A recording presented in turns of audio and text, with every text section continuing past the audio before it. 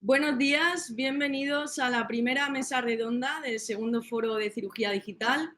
Antes de nada, me gustaría agradecer la participación y asistencia de los ponentes y, cómo no, de todos los inscritos que nos estáis viendo en directo, en especial a los estudiantes de Ingeniería Biomédica y de Medicina de ciudades como Murcia, Alicante, Valencia, Barcelona, Valladolid, Sevilla. Agradecer además, como no, su participación a todos los profesionales del sector que se han unido a este segundo foro y a todos los ponentes de los encuentros virtuales que se han celebrado con anterioridad, Stratasys, AIJU, PICUS y, como no, al Consejo Estatal de Estudiantes de Medicina y al Consejo Estatal de Estudiantes de Ingeniería Biomédica e Ingeniería de la Salud. A continuación va a comenzar la mesa redonda Bienvenida Institucional, en la que contaremos con la presencia de Pedro Pernias, director general para el avance de la sociedad digital, Antonio Rodes, director general de la Sociedad de Proyectos Temáticos de la Comunidad Valenciana, y Lucas Díez, CEO de Avamed Synergy. Sin más demora, Pedro Pernias toma la palabra. Adelante, Pedro. Bien, buenos días a todos. En primer lugar, saludos al director de la Sociedad de Proyectos Temáticos, a Lucas, a Avamed y a los demás ponentes e invitados que hoy tienen la valentía de venir aquí. Y por ello felicitarlos a todos, ¿no? Precisamente por tener esa valentía de, en estos momentos tan difíciles, ¿no?, encontrar la fórmula y la solución para dar continuidad a estas cosas. Como decía Lucas antes, esto es un puente hacia otro momento en el que estaremos otra vez, no como estábamos antes, espero que estemos incluso mejor de lo que estábamos antes.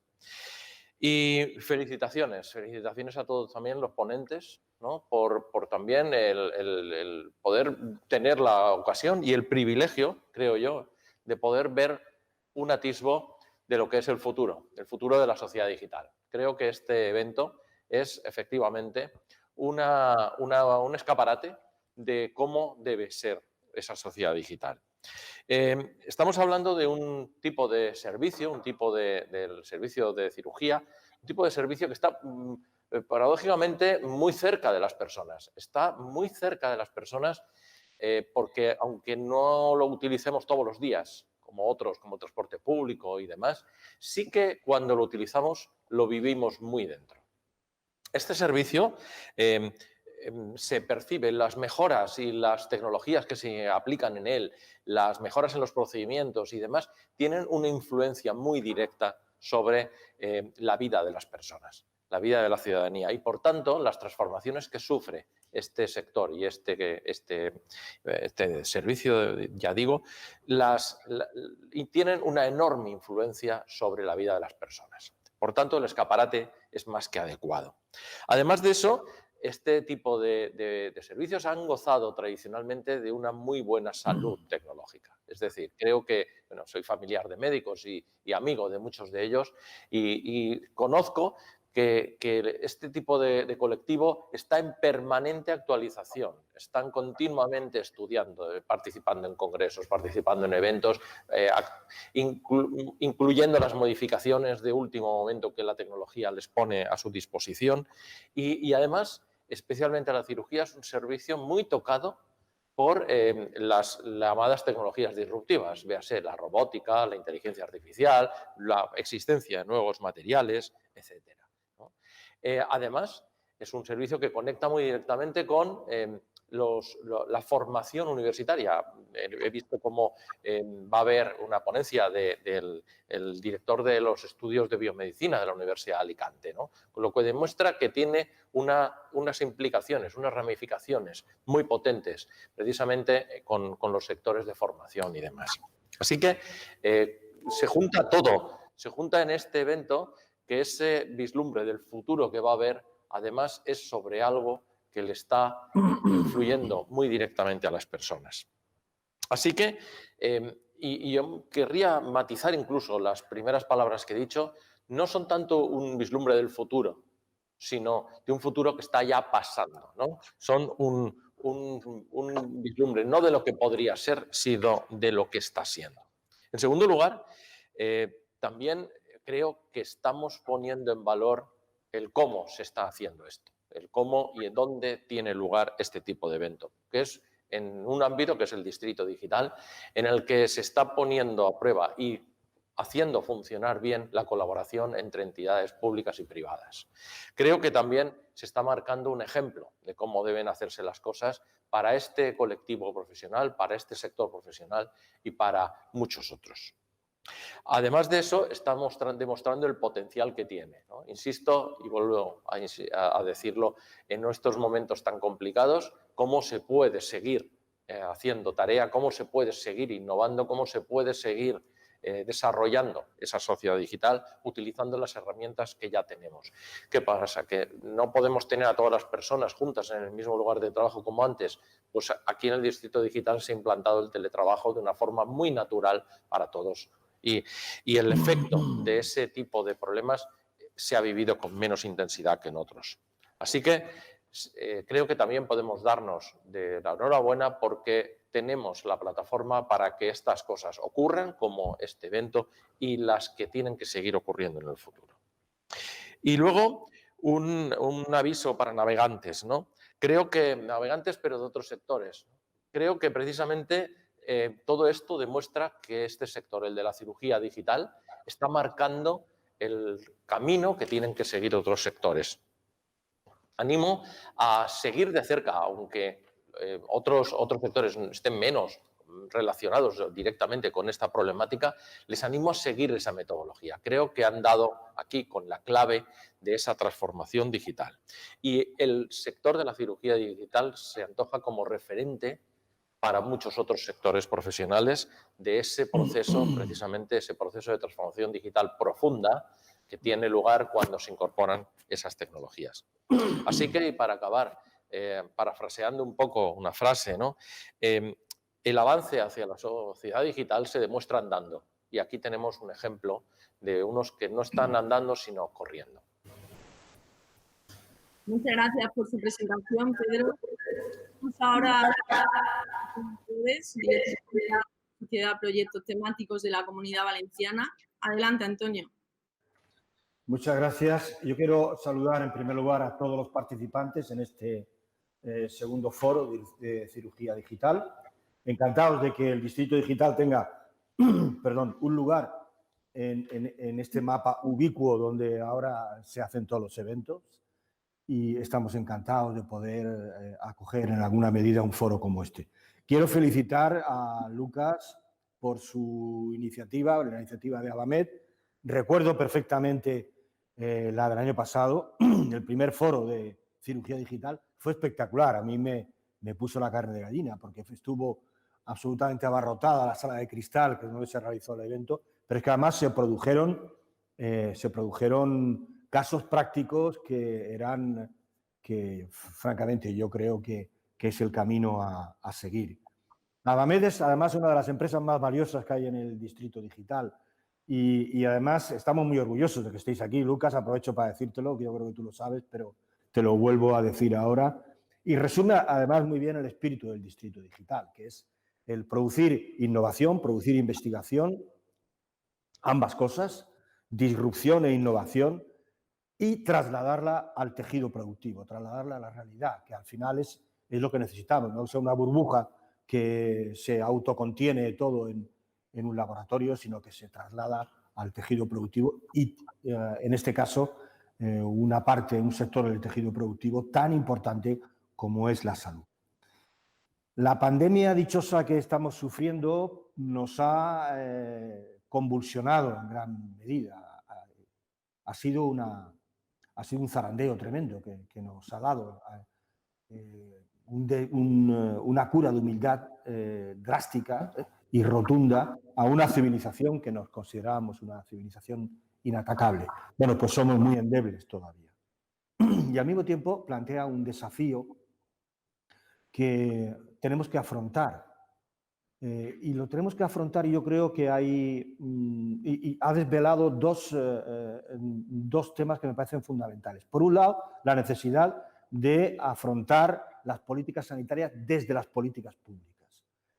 No puede ser que cuando la sociedad occidental o el globo, vivimos ya en una sociedad muy globalizada, tiene un impacto económico como el que sufrimos a partir del año 7, que se puso de largo en el año 8 con la caída de Lehman Brothers, al final la recuperación se base en el deterioro o en el descuido de políticas públicas tan importantes como las sanitarias. Esto ahora lo estamos pagando. Lo estamos pagando y esto no puede volver a ocurrir. Esa lección hay que aprenderla. Y dos, que en este momento es más necesaria que nunca la ciencia y la investigación. Esto, y además, cuando hablamos de ciencia e investigación en materia sanitaria, nos lleva indefectiblemente a la epistemología digital. Y esto es de lo que ahora vais a tratar en este foro de hoy. Ahora más que nunca la ciencia tiene que estar a la altura y tiene que salir al rescate de la humanidad. Es verdad. Y entonces yo creo que en este momento es más importante y más necesario que nunca y más valioso que nunca la aportación de la ciencia y la investigación. Foros como este yo creo que lo que hacen es potenciar esta necesidad y este posible desarrollo innovador que tiene que ser la vía de superación de crisis como esta. Y yo, por lo tanto, espero que la jornada sea un éxito, seguro que lo va a ser. Y de nuevo, bienvenidos y encantados de estar aquí abriendo este segundo foro de cirugía digital. Muchas gracias, pues. Muchas gracias por su presentación, Antonio. Cerramos ahora sí las intervenciones con la ponencia de Lucas Díez, CEO de Avamed Synergy. Cuéntenos, Lucas, ¿qué papel tiene la innovación y el desarrollo tecnológico para Avamed, su empresa? Hola, buenos días a todos. Obviamente no quiero comenzar mi ponencia sin agradecer profundamente la asistencia y participación de tanto don Pedro Pernias como don Antonio Rodes. Para mí realmente tiene mucho valor el que ellos apuesten por estar con nosotros y acompañarnos en este segundo foro, que no deja de ser para nosotros, como he comentado antes, ¿no? Un foro puente hacia el siguiente foro que esperemos que dentro de lo que sea la nueva normalidad que nos pueda esperar dentro de, bueno, no sabemos cuánto tiempo, podamos retomar. Yo quisiera centrar mi ponencia en 3 puntos fundamentales, en tres puntos, me lo vais a permitir. Evidentemente, el primero de ellos es apostar y de forma convencida en que ahora más que nunca la investigación, el desarrollo y la aplicación de la tecnología en el sector sanitario es muy importante. Vivimos unos tiempos muy convulsos, unos tiempos donde el COVID ha precipitado muchas cosas, pero lo que sí realmente permite es posicionarnos realmente en la parrilla de salida como empresa en la cual desarrollamos una innovación, un desarrollo dentro de un sector tan complicado como es el sector de la salud y concretamente en la cirugía digital.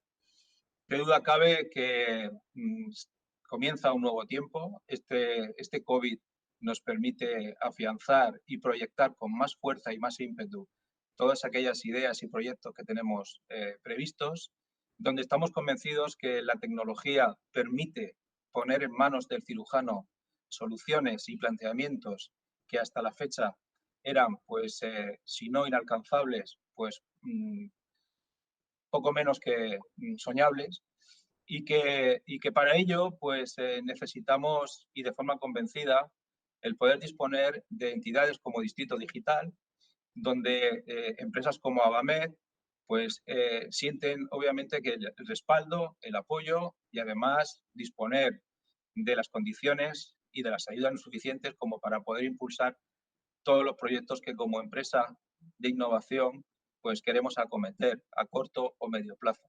Es muy importante contar con empresas como Distrito, donde obviamente la empresa pues se va a encontrar en un hub, en un nicho de empresas que todas reman en la misma dirección, todas apuestan por la innovación, por el desarrollo y la aplicación de la tecnología en distintos sectores, obviamente, pero que en realidad pone en valor un caldo de cultivo, de conocimiento, de know-how que las empresas entre sí pueden disponer, pueden obviamente enriquecerse mutuamente y que de hecho así sucede.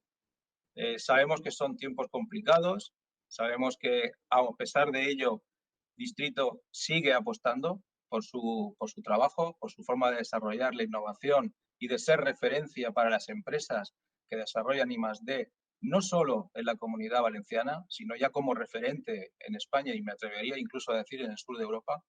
Es una apuesta muy, muy fuerte y que va en buen camino, va en una dirección, creemos y estamos convencidos, más que apropiada y con la que justo entendemos que se podrán conseguir aquellos proyectos o aquellos objetivos que como empresa de innovación queremos alcanzar.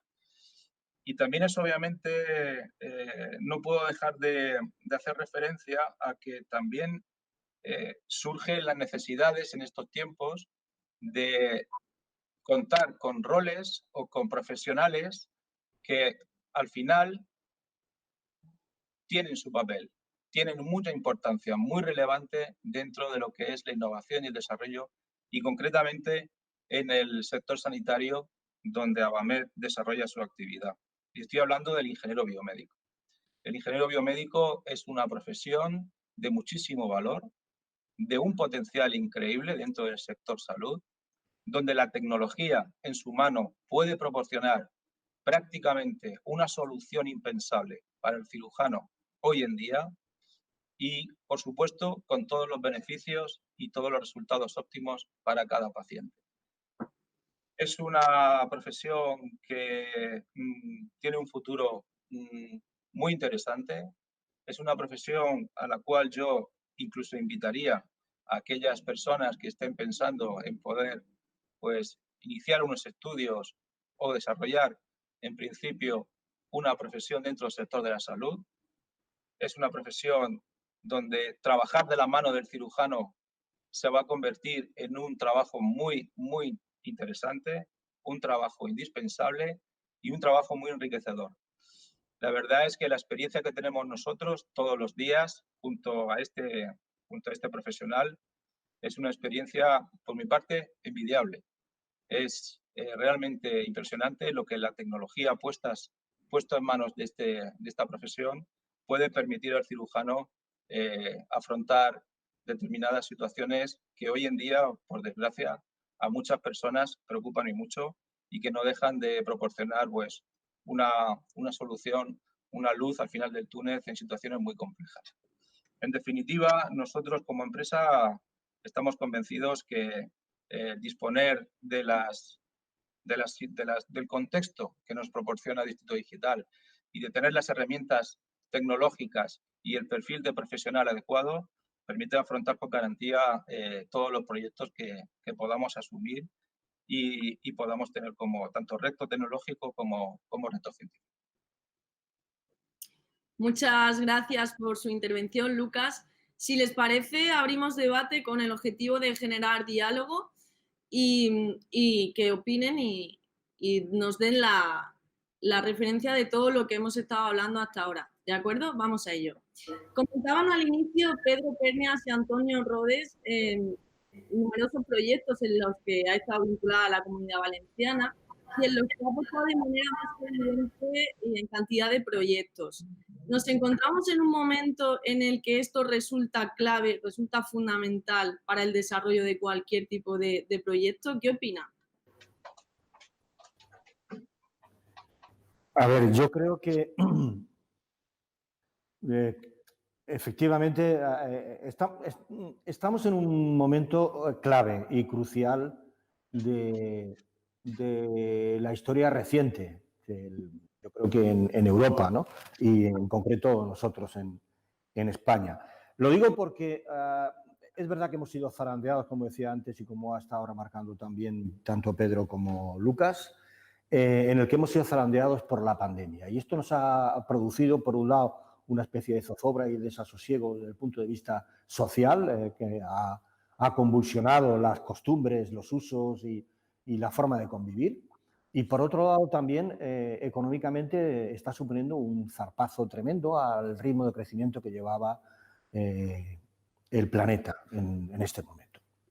Pero ahora, y me ciño a España, a la Comunidad Valenciana y a Murcia, tenemos muchas empresas y mucha relación con Murcia del Distrito Digital, por ejemplo, Adamé, nos encontramos con una gran oportunidad. O sea, de esta situación tan crítica hay una gran oportunidad. Esa gran oportunidad está en el Fondo de Recuperación Europea, el llamado Next Generation, que va a permitir dar un impulso. O sea, hemos llegado, espero que hemos tocado fondo, o estamos en el fondo en este momento, pero esto nos va a permitir salir. Por primera vez Europa ha tomado conciencia de la necesidad de realizar políticas fiscales, políticas expansivas, y eso tenemos que aprovechar esta oportunidad. Esta oportunidad es única y creo que va a ser un hito en la historia desde mitad del siglo XX. Va a ser uno de los hitos que marque una especie de renacimiento. Y eso, además, se va a basar en ¿qué? Pues, efectivamente, en actividades, en la resiliencia, en el cambio energético y en el cambio digital también. Entonces, me parece que ahora o nunca, y hay que aprovechar, y eso se llaman proyectos. Eso se llaman proyectos, y que los proyectos tengan cabeza, tengan sentido, que ayuden al crecimiento y que ayuden a un crecimiento más ordenado, más sostenible y un crecimiento en el que realmente demos el salto, ¿no? La revolución digital se confirme, se acabe consolidando. Repito, ahora o nunca, y es el momento. Bien. Por mi parte, diría que hace 3 años escasos, ¿no?, cuando empecé a trabajar en la Generalitat, me encontré con que de proyectos con este trasfondo altamente tecnológico en el que se estuviera utilizando inteligencia artificial, robótica y demás, apenas había. Si había algún ejemplo, estaba, voy a decirlo un poco a lo bruto, estaba un poco escondido, ¿no? ¿Por qué? Porque se utilizaban unas tecnologías que no terminaban de ser entendidas, se ponían por delante el resultado, etcétera, y estaban precisamente en el área de sanidad, ¿no? El resto, prácticamente, la administración estaba de espaldas a la incorporación de estas tecnologías más profundas, más disruptivas. Sin embargo, durante estos 3 años hemos visto cómo este tema ha eclosionado. Hoy, antes Antonio comentaba, como uno de el segundo factor que decía, que era que hay un renacimiento de la esperanza en la ciencia, de que nos saque de esto, ¿no? Yo añadiría en la ciencia y en la tecnología, es decir, que es la ciencia aplicada, ¿no? Estamos viendo cómo precisamente todo el mundo, ya no hace falta evangelizarle, todo el mundo asume la necesidad de volverse digital, ¿no?, de transformarse digitalmente. Y además lo asume de una forma convencida y además con una urgente necesidad. Es decir, que tenemos que hacerlo rápido porque si no es posible que no lleguemos al punto en el que esto nos pueda producir un beneficio.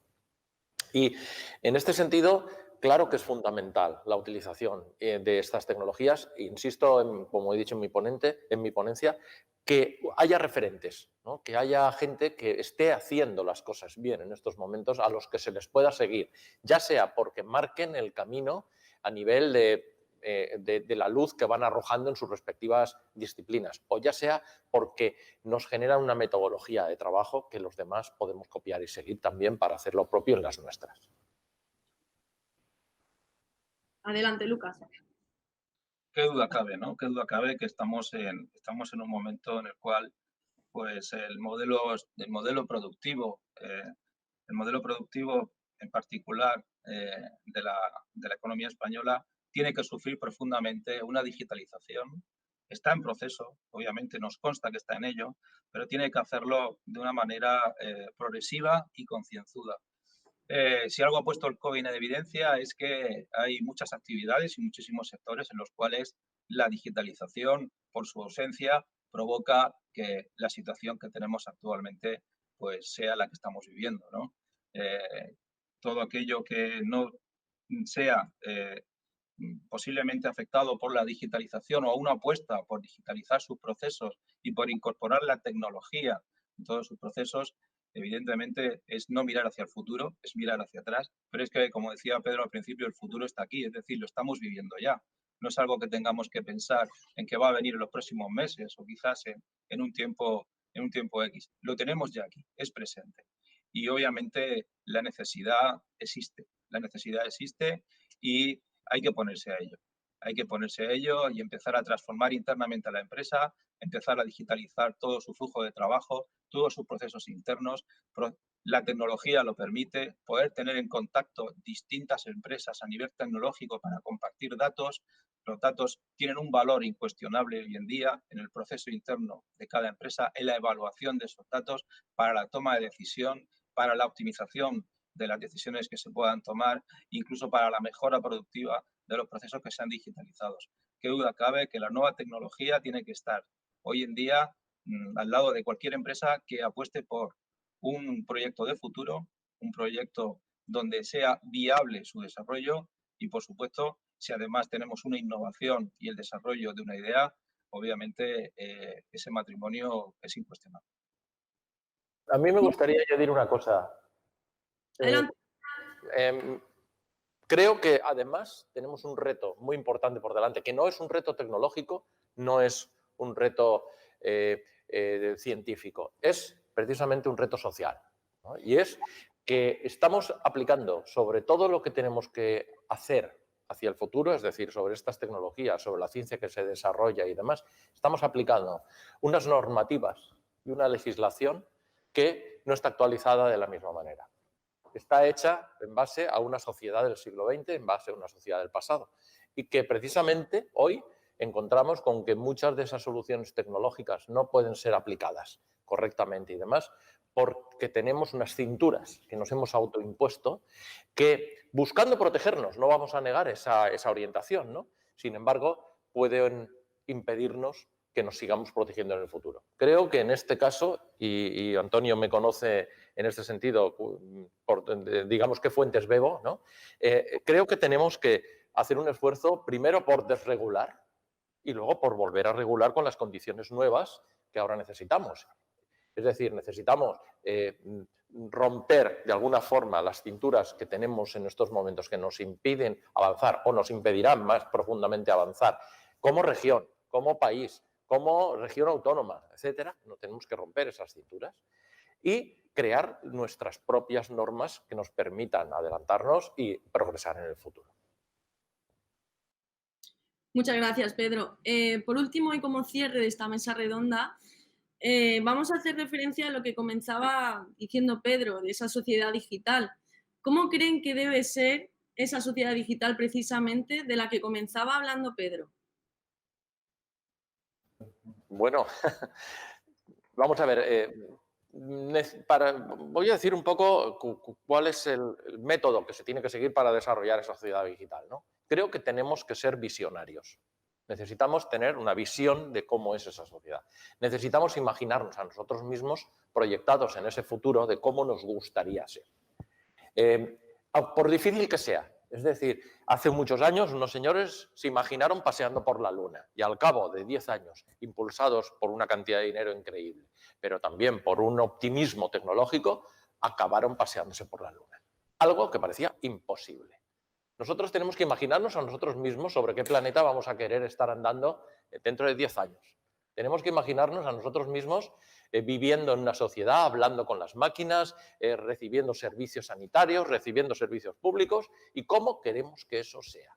Una vez que lo tengamos identificado, una vez que tengamos esa visión clara, y si no es nuestra, compremos las visiones que otros nos ofrecen, que también están ahí para decirnos cómo se puede hacer esto en el futuro, pongamos paso a paso, ladrillo a ladrillo, pavimentemos el camino que nos tiene que llevar hasta allí. Y no nos despistemos por visiones laterales. Apuntemos hacia ese futuro. Alineemos todos los esfuerzos tecnológicos, los esfuerzos científicos, los esfuerzos administrativos, los esfuerzos legales para apuntar hacia ese futuro.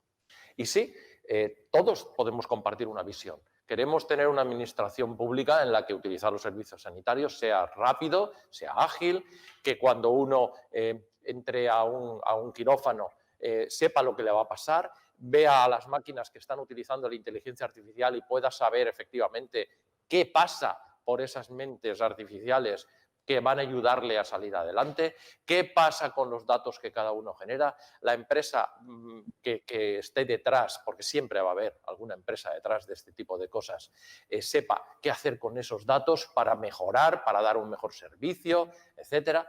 Y poco a poco iremos caminando hacia esa sociedad digital. Yo creo que sí, efectivamente, tal, como comenta Pedro. A ver, no es fácil definir lo que sería una sociedad digital. Yo me iría un poco más aquí, un poco, y yo creo que, para lo que tiene que servir es, en primer lugar, para cambiar el modelo económico. O sea, tenemos que hacer las cosas de otra manera. Y, en segundo lugar, esa otra manera tiene que llevarnos a hacerlas mucho mejor, a ser más eficientes también. Y eso nos lleva, sin duda, a la tecnología y nos lleva a la disrupción. O sea, vamos por el camino de la innovación, tenemos que llegar a la disrupción, a hacer las cosas de manera radicalmente distinta. Y entonces, y creo que el gran instrumento, la gran herramienta es la inteligencia artificial, con todo lo que lleva consigo, con todas las tecnologías que puede llevar asimilada la inteligencia artificial entendida en el sentido más amplio, en la acepción más amplia. Y hace poco el profesor Andrés Pedreño publicaba un libro donde hablaba de, si no recuerdo mal, era Europa versus China y Estados Unidos, los modelos distintos, ¿no? Bien, y analizaba los distintos modelos de cómo se avanzaba hacia la sociedad digital. Incluso llegaba aquí, ¿no? Llegaba a hablar de España, llegaba a hablar de la Comunidad Valenciana, de Murcia, y entonces entre los distintos modelos que había, algunos funcionaban para impulsar esa sociedad digital de políticas que iban de arriba a abajo, y aquí tenemos un modelo, por ejemplo, en el distrito digital, que va de abajo a arriba, y es generando tejido innovador, como por ejemplo Avamed, como la inmensa mayoría de las decenas de empresas que hay implantadas en el distrito y que están en el ecosistema valenciano y murciano, y que es desde abajo que yo creo que podemos impulsar, generar esa sociedad digital y transmitirla y transferirla al tejido productivo y al conjunto de la sociedad. Sí, Adelante. yo sí, perdona, güey. Adelante, Lucas. No, yo quería simplemente apuntar que estoy, como no, absolutamente de acuerdo, lo he comentado tanto por Pedro como por Antonio. Nos ha tocado por época marcar el camino, es decir, ser ese faro que está encendido cuando hay un temporal, y solamente los barcos que tienen posibilidad de ver esa luz son los que van a llegar a buen puerto. Estamos en un momento en el que está todo convulsionado, los modelos económicos están en cuestión, la estructura a nivel mundial de globalización, por supuesto, también. ¿Y cómo vamos a salir de esta situación? Pues esperemos que todos salgamos bien parados, pero qué duda cabe que lo haremos si incorporamos la digitalización y la tecnología en todos los procesos que impliquen el poder sumar en esta nueva sociedad que tenemos que generar, y, como bien dice Antonio, en este nuevo tejido sobre el cual se tiene que asentar el fundamento de la nueva economía y de la nueva estructura social que tenemos que mirar en un futuro a corto plazo. Somos una generación que nos ha tocado marcar el camino. Es incuestionable. Esto no va a ser cuestión de meses ni de años. Va a costar, porque hay muchas barreras que romper. Hay muchas cinturas administrativas que ensanchar. Hay mucha legislación que tiene que hacerse para que un modelo digital como tal queremos nosotros que nos pueda englobar en todos los aspectos, pueda funcionar. Pero tenemos que hacerlo. Y en ese camino estamos. Sabemos que hay gente muy valiosa, hay empresas que apuestan, como bien sabe Antonio, en distrito, apuestan por este camino, y qué duda cabe que la brecha hay que iniciarla, el camino hay que iniciarlo, y seguro que lo conseguiremos. Yo estoy convencido. Muy bien, Lucas, muchas gracias. Hasta aquí la primera mesa redonda perteneciente al segundo foro de cirugía digital. Agradeceros nuevamente, como no, Pedro, Antonio y Lucas, vuestra participación y colaboración.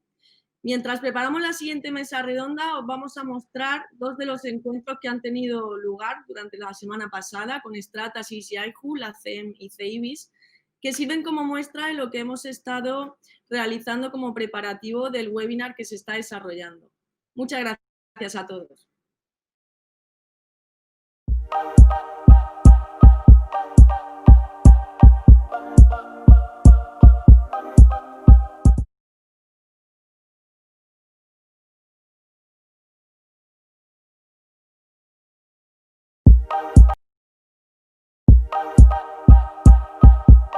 Que en el Hospital Gregorio Marañón tienen ahí un equipo de impresión 3D que lo que hacen es planificar las cirugías a través de la impresión 3D.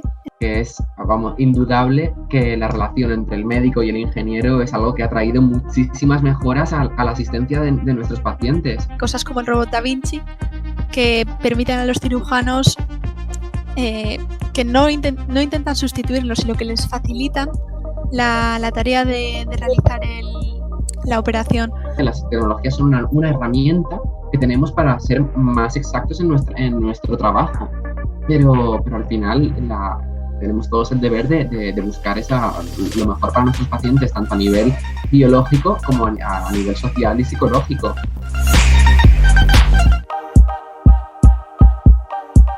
Lo que está claro es que en los próximos meses, años, el tema que tenemos que trabajar será los materiales para tener más variedad y dar más posibilidades a nuestros usuarios. Lo que hace 15 años un material flexible tenía sus limitaciones, a día de hoy tienen materiales mucho mejores. Como ha dicho Nacho, hay una serie de steps, ¿no?, de puentes que tenemos que cruzar todavía para que el acceso al hospital sea más rápido. Yo recuerdo que antes ibas a un hospital y veías gente para arriba y para abajo con las radiografías debajo del brazo para llevárselo al médico que correspondiera. Sí. Y eso hoy, por suerte, ha cambiado. Te hacen la radiografía en una parte del hospital y cuando llegas a la consulta en el otro, resulta que abre la pantalla y tiene su radiografía ahí. ¡Wow! O sea, eso es un avance importante.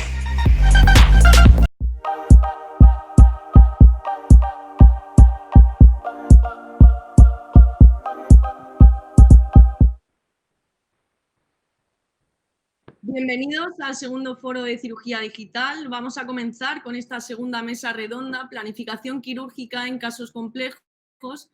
Hoy nos acompañan el doctor Luis Aguilella del Hospital de Alcira de Valencia y el doctor Mauricio Toro Restrepo, CEO de TEDFIT. Además, vamos a mostrar el encuentro que tuvimos con el doctor Juan Ángel Fernández, cirujano general del Hospital Universitario Virgen de la Risaca de Murcia, que hoy no ha podido estar con nosotros por encontrarse en quirófano. Comenzamos con las intervenciones, en este caso con el doctor Luis Aguilella, como decía, del Hospital de Alcira, Valencia, cuya ponencia girará en torno al diseño de prótesis personalizadas, haciendo especial hincapié en el caso del escafoides biónico a medida. Adelante, Luis, puede compartir pantalla. Muy bien.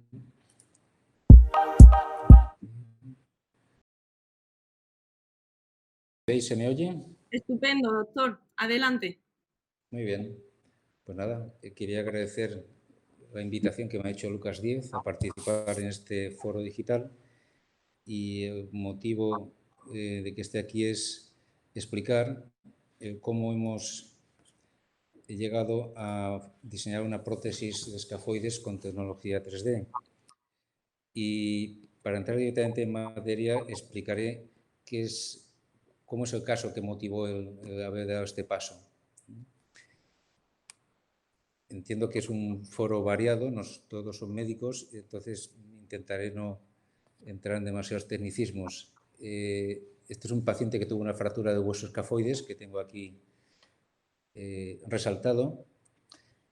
Fractura que se trató, pues como se suelen tratar tantas, con un yeso durante varios meses. No consolidó esta fractura y llegó a mi consulta a los 6 meses. Cuando una fractura, después de tanto tiempo, no ha consolidado, no se pierde más tiempo con inmovilizaciones, se hace un tratamiento quirúrgico. Y eso que se planteó, se hizo un aporte de injerto, que es lo que se hace en estos casos para estimular la consolidación de hueso, y una fijación con un tornillo específico para escafoides. En principio, esta es la forma estándar de tratar estos casos y cabría esperar que todo hubiera ido con normalidad y que a los 2 meses estuviera consolidado. Pero el paciente no acababa de evolucionar bien y a los 4 meses no tenía signos de consolidación, cuando lo normal sería que estuviera ya soldado. Se explicó la situación al paciente, pero él tomó la decisión de dejar de venir a revisiones porque se encontraba sin molestias, el hueso estaba fijado con el tornillo y no le molestaba, tenía una buena movilidad y sobre todo estaba harto, nos lo dijo así, de médicos y de inmovilizaciones. Había estado primero con un yeso, después inmovilizado con una operación y nos dijo que ya no quería saber nada y que si eso no soldaba, pues que ya se apañaría. El caso es que desapareció y 10 años después, 10 años, pues estamos en el 2009, pues 10 años después aparece con esta situación. Como podéis ver, el tornillo se ha movilizado entre el hueso. Esto ocurre cuando no ha soldado el hueso y hay micromovimientos, pues el tornillo se va desplazando y al desplazarse ha invadido la articulación y ha hecho un daño articular importante. El paciente llevaba 2 años, de hecho, con molestias, con dolor y ya no podía más y decidió volver a la consulta donde había dicho que no volvería nunca más y a pedir una solución porque tenía bastante dolor, ¿no? Claro, en esta situación las opciones disminuyen. Si vemos cortes ETAC, este es en el plano coronal y este es en el plano sagital, vemos que el tornillo ha dañado, ha hecho una cavidad en la superficie articular del radio, además de que el escafoides sigue sin soldar. Y esta cavidad que se puede ver en los 2 cortes, esta cavidad nos limita mucho las opciones de reconstrucción. De hecho, estas son las opciones que ofrecimos al paciente. Todas son cirugía paliativa, todas exigen una pérdida de movilidad importante, porque exigen o quitar, hacer una resección amplia de huesos del carpo o hacer fusiones óseas.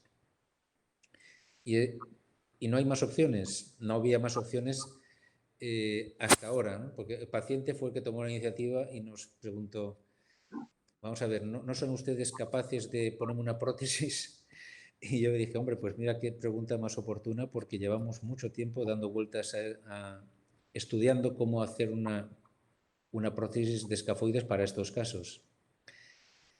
Y bueno, explico cuáles son los antecedentes porque prótesis de escafoides se ha intentado durante muchos años, se han hecho muchos prototipos, pero hasta ahora ninguna ha funcionado realmente, porque las prótesis escafoides sustituyen completamente a un hueso, no son como las prótesis de cadera, rodilla, hombro, que sustituyen superficies. Aquí hay que sustituir totalmente el hueso. Entonces, hasta ahora no se ha encontrado una buena solución y se ha intentado, llevamos más de 50 años, quizá ya 70 años intentándolo. Los requisitos que tiene que cumplir una prótesis total de escafoides son varios. En primer lugar, el material. Se han probado muchos materiales. El que más se difundió fue la silicona, pero la silicona se fragmentaba y provocaba una reacción inflamatoria que destruía el hueso y con múltiples quistes. Esto es una prótesis de silicona para sustituir a escafoides que ha provocado cantidad de geodas, de quistes en todo el carpo. Todas las prótesis, bueno, casi toda la prótesis de silicona acabaron retirándose y acabaron en una fusión ósea. Entonces, la solución para evitar este material pues, fue empezar a hacer prótesis en titanio. Entonces, parece que esto ya estaba solucionado, pero quedaban más problemas por solucionar. Este es el prototipo que hizo Swanson, que fue uno de los que más ha trabajado en este tema de las prótesis de escafoides. Titanio sería un buen material, pero estaba el problema de la morfología. Esta prótesis no cubre todas las posibilidades de escafoides. Se construyó en varias tallas y el escafoides es un hueso que tiene una gran variabilidad anatómica. Entonces, pretender que una prótesis de escafoide de titanio en 3 o 4 tallas encajara en todas las muñecas, pues no es muy factible, ¿no? Entonces, la solución a esta gran variabilidad anatómica sería crear una copia exacta del escafoides, una prótesis, una réplica en 3D, que fuera un escafoides como el que tenía el paciente, como escafoides sano que debería tener el paciente. Bueno, esto sería la otra solución. Pero queda un tercer problema, que es cómo sujetar la prótesis al resto de huesos. Los huesos del carpo, a mí me gusta usar el símil de maquinaria de un reloj. Funcionan, es una maquinaria compleja y muy bien sincronizada. Un hueso que si sustituimos un hueso, y en concreto el escafoides es posiblemente el más importante del carpo, tiene que funcionar armónicamente con el resto de los huesos. Tenemos que sujetarlo al resto de los huesos para que se mueva como debe moverse. Entonces, este problema, dejando caer una prótesis dentro del carpo, una prótesis de titanio, pues no se solucionaba porque ni se conseguía reproducir la cinética ni la cinemática correcta del carpo. Y, de hecho, pues la prótesis se acaba movilizando. Algunas de estas prótesis fracasaron porque se movieron.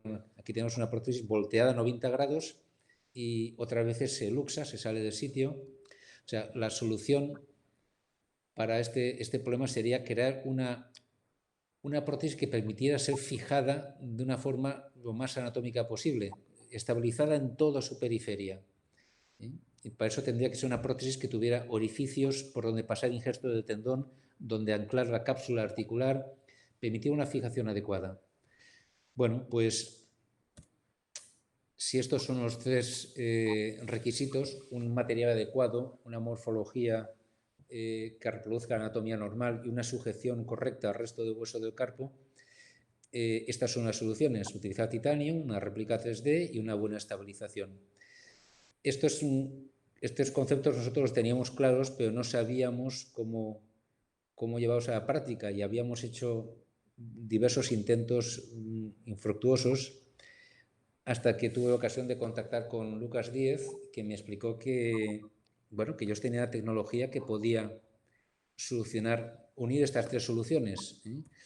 Y uniendo estas tres soluciones es como pues tuvo lugar el nacimiento de esta prótesis de 3D de titanio, que es una réplica del escafoides del paciente, del escafoides sano, pero hecho una copia en espejo. Esta prótesis tiene varios orificios que están distribuidos de forma estratégica para pasar injerto de tendón y estabilizarlo para que se mueva armónicamente. También tiene orificios para reinsertar la cápsula articular. Y esta es la prótesis que se implantó al paciente. O sea, los pasos que dimos básicamente fueron hacer un TAC de la muñeca sana y efectuar una reconstrucción en espejo en 3D del escafoides para obtener un escafoides como el que debería tener para sustituir al escafoides enfermo. Después, esa prótesis tenía unas especificaciones de los orificios, de orientación, diámetros, y una vez definidos la orientación de esos orificios, pues ya se pasaba a ser impresa en titanio, con un acabado pulido. Esto, que parece así muy sencillo, pues a mí me llenaba de incógnitas. No sabía cómo estos pasos cómo podían solucionarse, y después me imagino que Mauricio nos explicará cómo se lleva esto a la realidad, que para mí resulta un poco de magia potagia, ¿no?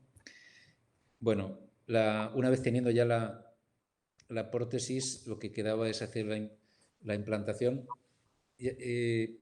Paso brevemente sobre la técnica quirúrgica, simplemente es para que se vea cómo se estabiliza. Aquí hemos quitado el escafoides enfermo, que había provocado una gran metalosis, había teñido los tejidos de restos de metal. Hacemos una perforación en el semilunar, después sacamos un injerto de tendón del flexor carpio radialis, lo pasamos al dorso. Aquí vemos cómo enhebramos la prótesis con el injerto, también hemos puesto las suturas para reinserción capsular, y ya implantamos la prótesis en su sitio, donde se adapta perfectamente porque ocupa el lugar, tiene el tamaño, la forma del escafoides original. Después el injerto pasamos por el hueso semilunar. Bueno, aquí podría haber acabado la operación, porque muchas veces en operaciones en las que queremos estabilizar el escafoides porque se ha roto el ligamento que lo une al semilunar. Se hace esta plastia y aquí se acaba, pero esta prótesis nos permite hacer una estabilización circunferencial, con lo cual seguimos pasando el injerto por más sitios y lo sacamos por la cara volar, después por debajo de los tendones flexores lo sacamos en el lado radial, lo volvimos a sacar en el dorso y se suturó sobre sí mismo. O sea que tenemos una prótesis estabilizada en el eje longitudinal con este tendón y después en 360 grados alrededor del hueso semilunar. Una fijación muy sólida y que vimos que, bueno, pues este es el aspecto que tenía durante la operación y estas son imágenes de cómo se movía. Son imágenes tomadas de la pantalla del intensificador de imágenes, no son las mejores, pero vemos que la prótesis se mueve correctamente, como tiene que moverse el hueso escafoides, que hace un movimiento de extensión, flexión con las desviaciones. Bueno, la evolución, el paciente lo he seguido muy de cerca durante todo este año y tuve ocasión de verlo la semana pasada. Le hice radiografías, la prótesis está francamente bien, o sea, se mueve correctamente. El paciente, y esto es muy importante, no tiene dolor y ha podido seguir trabajando, es carnicero y trabaja pues usando la muñeca con bastante normalidad y con una movilidad que hubiéramos perdido si hubiéramos hecho una fusión. Tiene una extensión prácticamente completa, la flexión un poquito deficiente, pero bueno, es que conseguir una flexión completa sería muy raro, ¿no? Pero esta es la movilidad prácticamente normal para la vida diaria. Y bueno, lo más importante es que el paciente está satisfecho, hemos solucionado un problema y que hemos abierto un camino para solucionar problemas de la muñeca en los que lo que se ofrecía al paciente era una fusión ósea. El tiempo dirá si esta es una solución válida, porque el mejor test para la prótesis es el paso de los años, pero de momento parece que la evolución, vamos en un buen camino y de hecho ya estamos preparando un caso para implantar una segunda prótesis de escafoides y creo que este es un camino en el que merece la pena seguir avanzando. Bien, y esto es lo que quería contaros sobre este caso.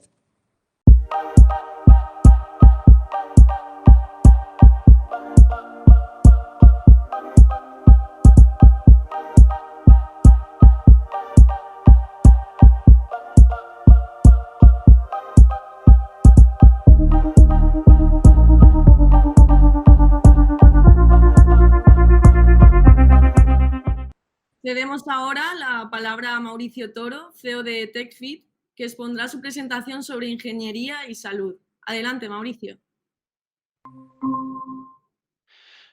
Buenos días a todos. Un especial saludo desde Daytona Beach, en la Florida.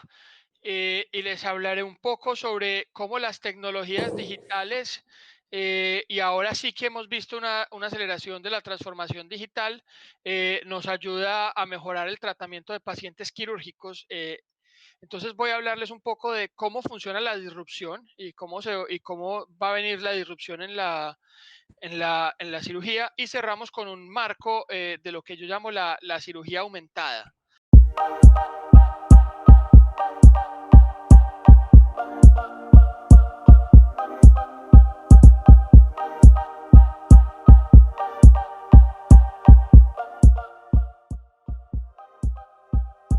University, que es un tanque de pensamiento en Silicon Valley, estableció que hay 6 cosas que cambian. Lo primero es que las cosas se tornan digitales. Segundo, la transformación es engañosa. Al principio parece que no fuese a ocurrir y de un momento a otro, como se comportan todas las cosas exponenciales, que al principio parecen muy pequeñas y después se disparan. Tercero, que es disruptivo, cambia completamente como pensamos. Cuarto, dematerializa. Entonces, de 10, 15 cosas se reducen a una o incluso a ninguna.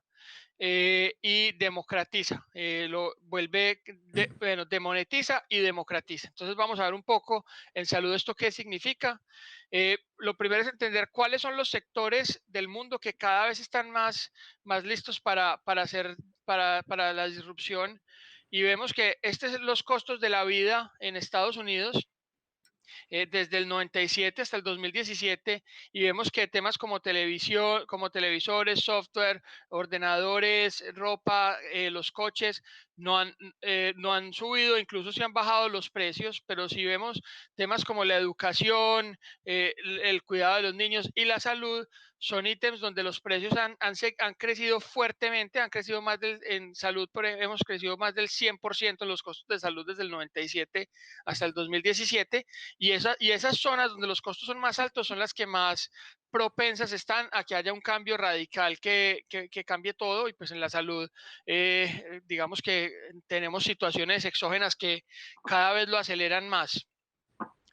Entonces miremos cómo funciona la digitalización. Pues pasamos de una cámara donde teníamos un álbum de fotografías a una cámara digital donde almacenábamos en un CD, y en el momento en el que se volvió digital, rápidamente ya pasamos a un teléfono móvil que ya no almacenamos de ninguna manera, sino que la compartimos en redes sociales. Hace que los datos sean más fáciles sea más fácil acceder a ellos, sea más fácil compartirlos y sean más fáciles de distribuir. En este caso, pues pasamos de tener que leer las imágenes en un negatoscopio a que a través de una tablet, un cirujano, un traumatólogo pueda revisar los rayos X, si está de guardia, puede revisarlos sin necesidad de ir hasta donde está el paciente y buscarlos. Si está disponible, puede hacerlo desde su casa, puede hacer una interconsulta utilizando plataformas digitales, y pues se puede tener acceso a la información del paciente donde sea. Segundo, es engañoso. Al principio parece que no está pasando nada y que no es grave. Hay otras curvas exponenciales con las cuales nos hemos familiarizado mucho últimamente, donde pasa lo mismo, que uno al principio cree que no está pasando nada y cuando menos piensa todo se sube. Y en este caso, pues lo podemos ver con las patentes. Esta es la patente de la cámara digital. Esta es una patente de 1978 de Eastman Kodak Company. Y la gente de Kodak dijo, no, esa tendencia de cámaras digitales no va a venir, pues es engañoso. Nosotros seguimos usando los rollos de película fotográfica. Después hicieron otra patente de Eastman Kodak también. Esta es una patente del 96, donde seguían desarrollando, su equipo de ingeniería seguía desarrollando cámaras digitales, pero su equipo administrativo decía, no, es que nuestro negocio es vender películas, nosotros no podemos hacer nada diferente.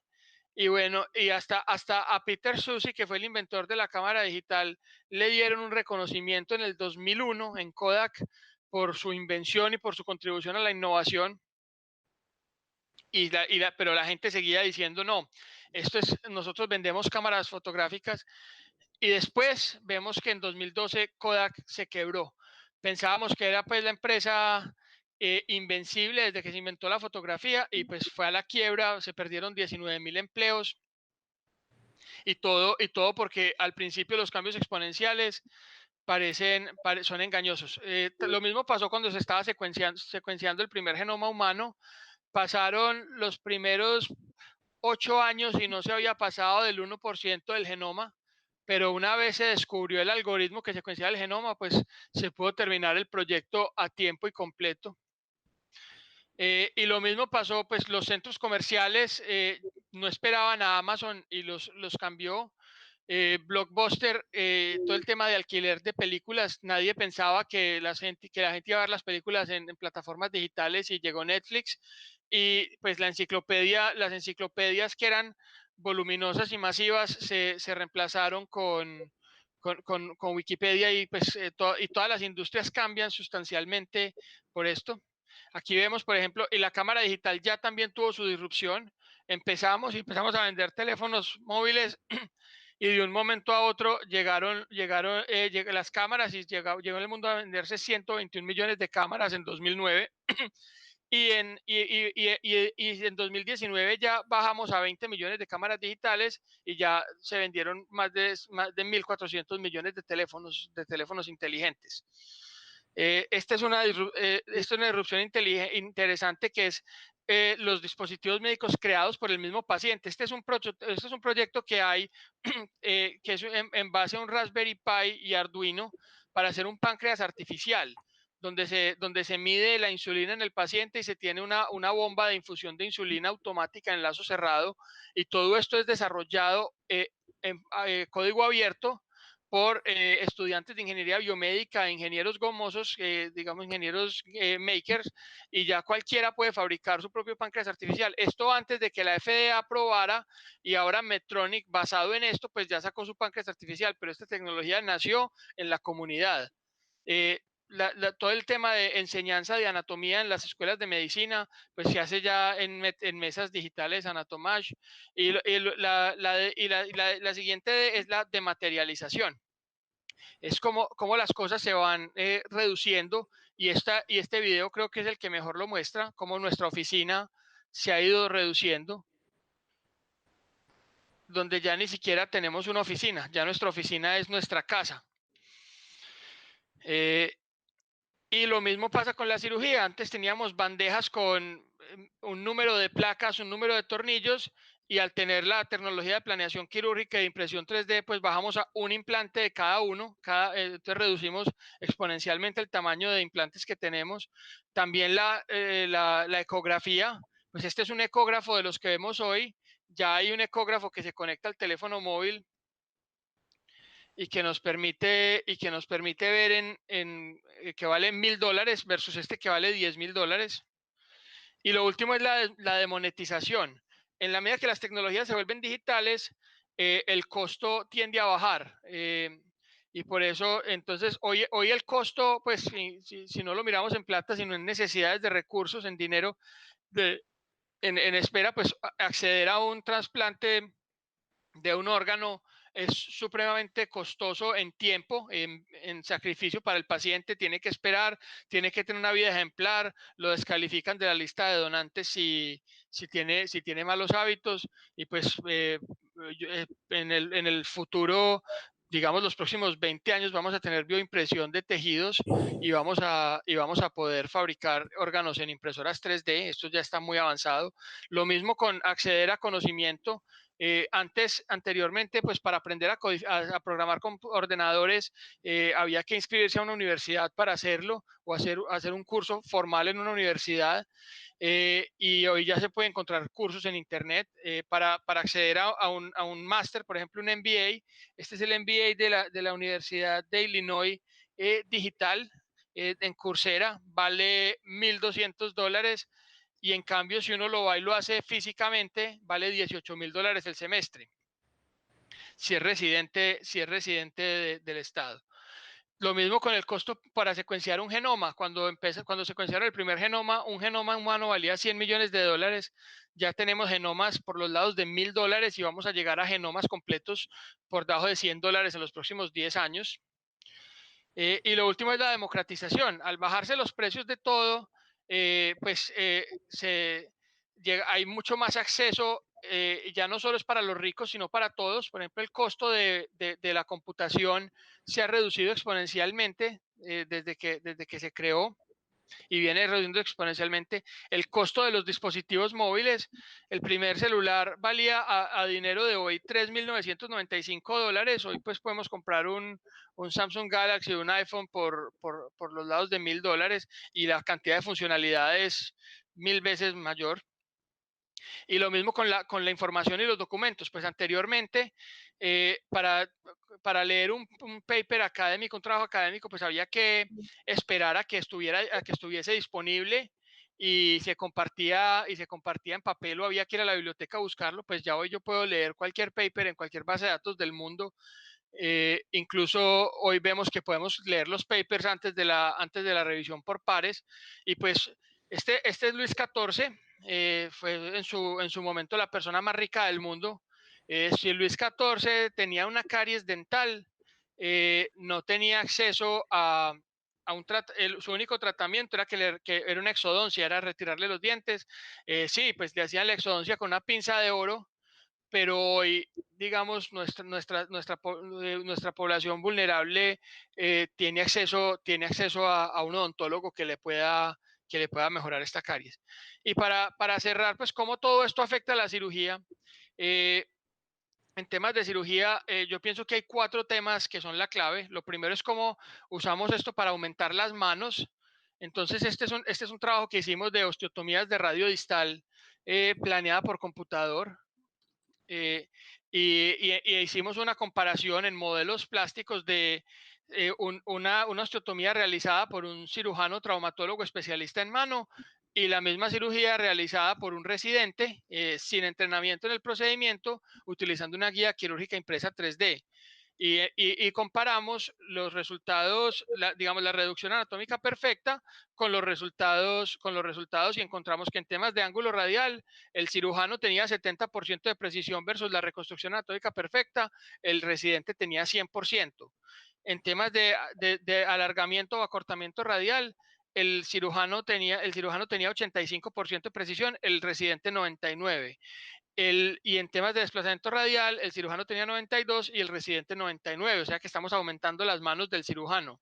Segundo, aumentando el cerebro. Al poder mezclar los modelos anatómicos con modelos computacionales, encontramos que podemos hacer análisis de elementos finitos, análisis estructurales, montar modelos, usar inteligencia artificial para optimizar los diseños de los implantes y poder predecir el comportamiento no solo anatómico, sino mecánico de los casos. Podemos aumentar la comunicación, podemos mostrarle al paciente con realidad aumentada, mostrarle a otros residentes, mostrarle a otros especialistas del caso todo lo que está pasando. Podemos mejorar mucho la comunicación en el equipo quirúrgico utilizando herramientas digitales, pero la más importante es que vamos a crear una comunidad y una comunidad de cirugía digital, donde utilizando las plataformas que ya tenemos y las nuevas que se van a crear, el conocimiento, los casos, las experiencias y los resultados se van a compartir digital y virtualmente en cirujanos de todo el mundo, lo cual va a hacer que la granja que podamos construir sea mucho mayor. Hoy digamos que los cirujanos y el mundo de la cirugía es un mundo de islas donde se hacen ciertos eventos discretos en el tiempo como este para hacer transferencia de conocimiento, pero en el futuro esto va a ser una cosa mucho más difusa donde estemos casi que transfiriendo el conocimiento en el momento en el que se crea. Y con esto pues los dejo y les agradezco mucho a Bamed, al doctor Aguilella y a todos su atención.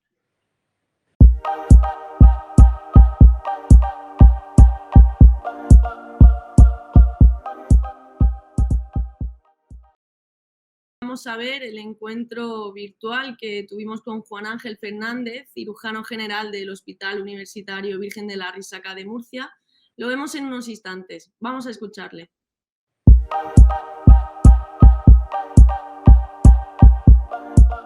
Buenas tardes, hoy nos encontramos con el doctor Juan Ángel Fernández, cirujano general del Hospital Universitario Virgen de la Risaca de Murcia. A continuación vamos a dialogar con él sobre cuestiones muy interesantes que afectan al ámbito sanitario y a la planificación de cirugías complejas.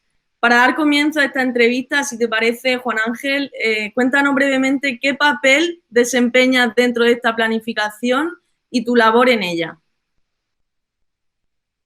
Bueno, pues tal y como ella ha dicho, pues soy cirujano general y coordino una unidad dentro del Servicio de Cirugía General del Hospital Virgen de la Risaca, una unidad dedicada específicamente al manejo de los sarcomas y los tumores mesenquimales. Este tipo de tumores, si se caracterizan por algo, es porque son muy indolentes desde el punto de vista clínico, apenas generan clínica, suelen estar localizados en posiciones muy profundas en el organismo, como es, por ejemplo, el retroperitoneo.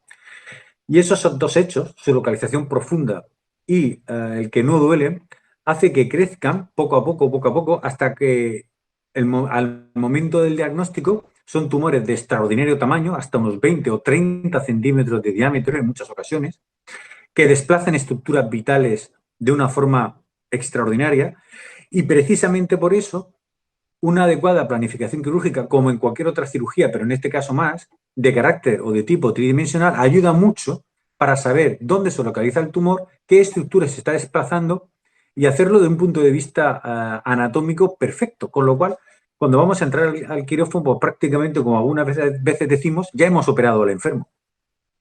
Claro que sí. Hablabas de la tecnología como una puerta que abre un sinfín de posibilidades, ¿no?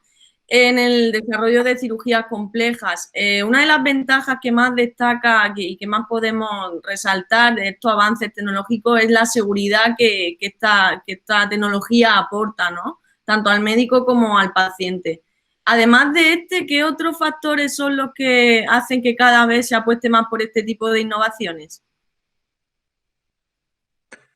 Pues mira, esta innovación, el de la planificación quirúrgica, es que cada vez es más útil, pero lo sabemos porque conforme vamos haciendo casos, las indicaciones de la misma son también mayores. Por supuesto que a cualquier enfermo le podremos hacer una planificación, pero hay unos enfermos en donde la indicación es fácil de hacer. Es decir, tumores grandes con distorsión anatómica, en regiones en donde hay estructuras nobles como la aorta o la cava o sus ramas principales como es la pelvis, pues son evidentemente indicaciones muy sencillas. En esas situaciones, vamos, recuerdo casos en los que estábamos mirando la pantalla con la imagen en 3 dimensiones, moviéndola, porque antes de llegar nosotros ya sabíamos que detrás del disector nos íbamos a encontrar una arteria. Antes de que nos viera la arteria ya sabíamos que estaba. Es decir, la planificación nos genera seguridad. La seguridad genera menos complicaciones y, por tanto, mejores resultados para el enfermo. Claro que sí. En cuanto al tema de la digitalización, ¿no? ¿Crees que los quirófanos y sobre todo los cirujanos están preparados para la llegada de estas nuevas tecnologías de las que hablábamos anteriormente? ¿O crees que aún hay mucho por hacer? Las dos cosas son ciertas. Es decir, hay cosas que hacer, siempre hay cosas que hacer, pero sí es verdad que a día de hoy, por lo menos por lo que yo hablo en mi servicio y en general, la gente está muy digitalizada. La COVID ha sido y es un completo desastre. Ahora bien, ha ayudado enormemente a hacer cosas que sabíamos que iban a pasar en los próximos 10 años. Esta conversación que estamos teniendo la hubiéramos tenido en directo. Mis hijas estarían yendo a clase y sin embargo están en casa dando clase. Es decir, todas las crisis hay que aprovecharlas porque son siempre una oportunidad. Pues bien, si a una situación de crisis con una tecnología que ya existe, con gente que está muy acostumbrada, mis hijas y los médicos jóvenes, muy acostumbrados a trabajar en un entorno virtual, le añades una tecnología tremendamente útil, el camino está hecho. Es solo ponerse en marcha. Ahora bien, hay una serie de circunstancias que dificultan la aplicabilidad de esta tecnología. Y no es por ella misma, sino por lo que significa el hecho de ser virtual. Hay que tener una muy buena relación con los radiólogos, muy buena relación con, es decir, el equipo que se encarga de la interpretación de las imágenes tiene que estar en medio de ellos, entre lo que es el ingeniero y lo que es un radiólogo, tiene que haber un cirujano que sepa exactamente qué quiere y cómo lo quiere. Y todo ello rodeado de una especie de membrana que es la administración. Probablemente los cirujanos en general estén más preparados que la propia administración, porque articular la introducción de una tecnología tan grande como es esta, que afecta a todos los ámbitos, es tremendamente complejo, tanto desde el punto de vista organizativo como desde el punto estructural, como desde el punto de vista económico. No lo olvidemos, desde el punto de vista económico. Muy bien, Juan Ángel.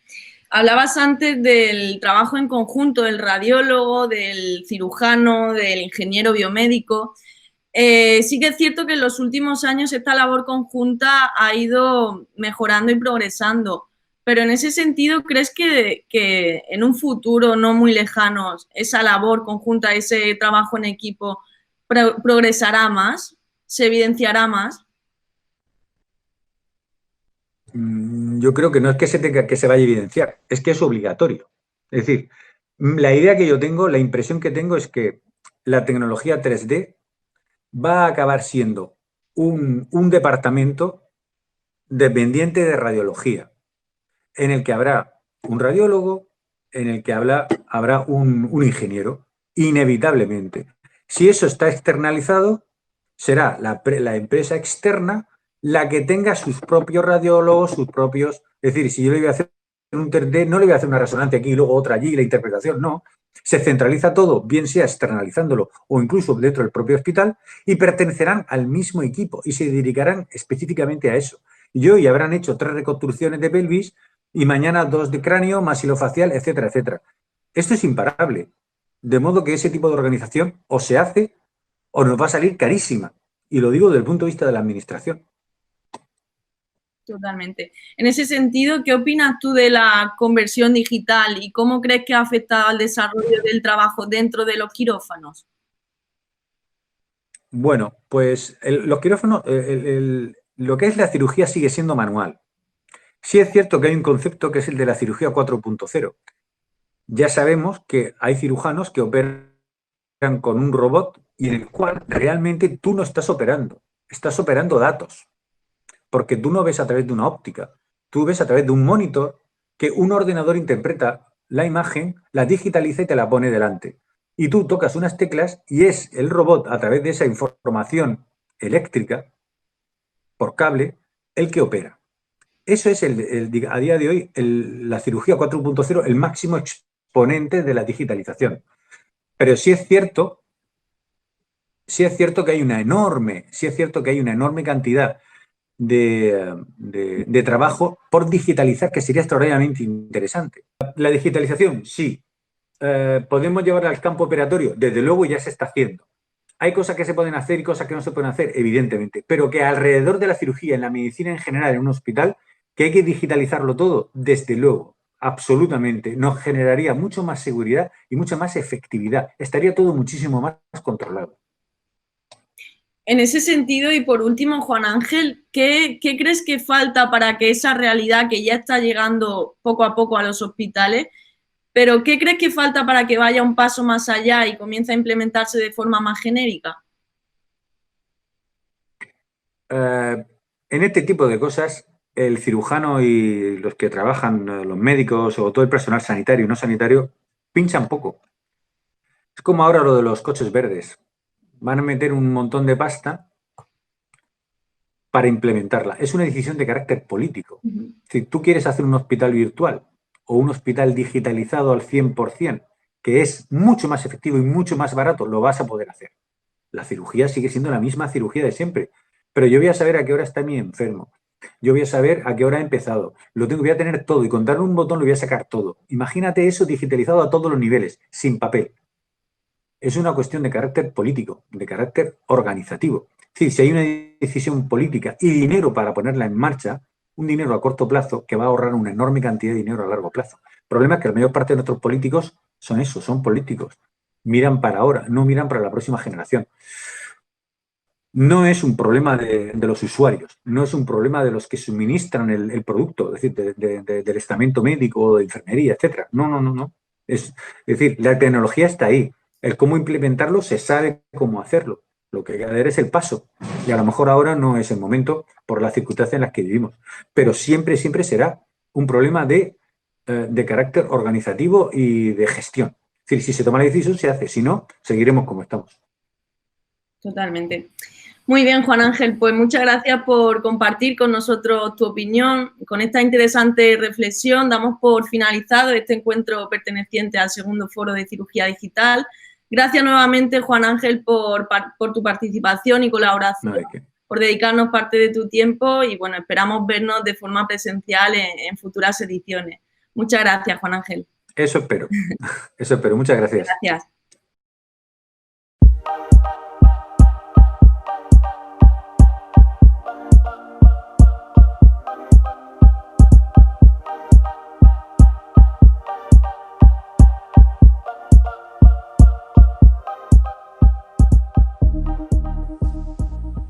Tras la intervención de Juan Ángel, si les parece, cerramos la mesa redonda haciendo referencia rápidamente a una cuestión de la que hablábamos con el doctor.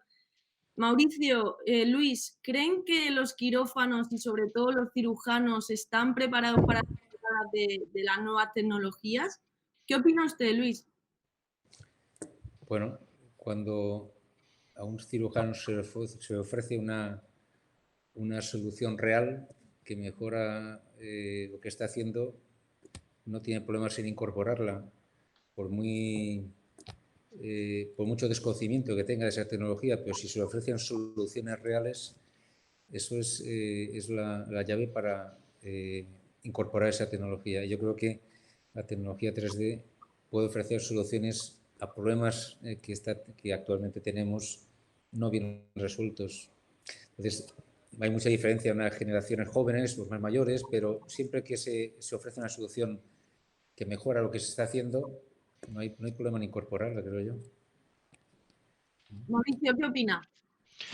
Pues eso es lo que he visto. Nosotros pues tenemos más de 2000 casos ya de experiencia trabajando con cirujanos de todo tipo, desde otorrinolaringólogos, traumatólogos, neurocirujanos, y en general lo que un cirujano busca es muy sencillo, busca que el paciente tenga mejores desenlaces, busca que haya un respaldo científico o académico tras lo que se esté haciendo, y busca que el paciente, que la vida sea fácil para él. Un cirujano es muy ocupado para que una planeación quirúrgica le tome una semana entera de tiempo continuo hacerlo, pero si logramos, y ese es el reto de nosotros los que generamos la tecnología, si logramos mejores desenlaces, digamos, interfaces de comunicación con los cirujanos y con los equipos de cirujanos efectivas, y logramos, digamos, evidencia de que lo que estamos haciendo funciona y vamos pasando la prueba del tiempo y de la duración, no hay ninguna duda y nada que nos impida que la cirugía se vaya digitalizando cada vez más, como de hecho está pasando y va a pasar de forma acelerada.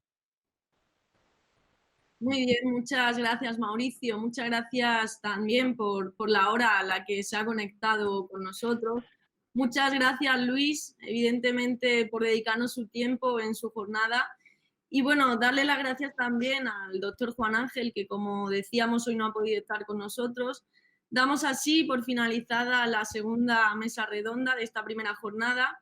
Agradecer nuevamente a todos los ponentes y participantes su asistencia. Nos vemos mañana a las 9:30. Muchas gracias. Nosotros. Muchas gracias.